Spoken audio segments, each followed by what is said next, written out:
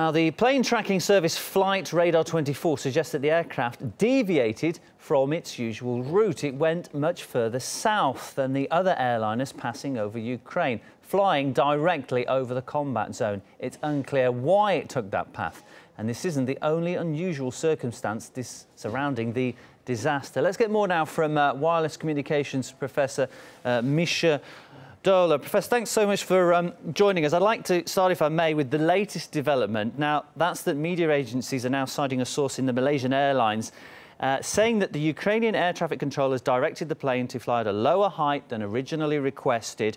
Is that a particularly strange request? Why would you guess that they would do that? Well, you know, I'm not an aviation expert, but it's certainly unusual that that request was made. I agree with that. And particularly having very unusual circumstances with the previous flight a few months back, which we haven't solved yet. OK, what about the fact that the Malaysian plane was going over a combat zone? That surprised a lot of people. I just wondered what you think about that. And to the members of the public, that would seem like a risky thing to do. It would surprise people that would actually happen.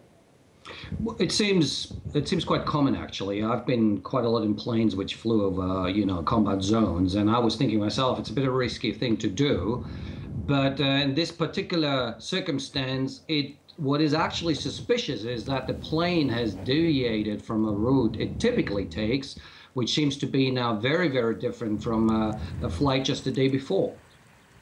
OK, now, the suspicion at the moment that's going around is that the jet was shot down by the Buk surface-to-air missile system. Now, this is a system that can reach targets at an altitude of up to 25 kilometres. The missiles can travel at 1,200 metres per second. I mean, it is a speculation, but it's one that lots of people are latching onto. Does that seem very likely to you?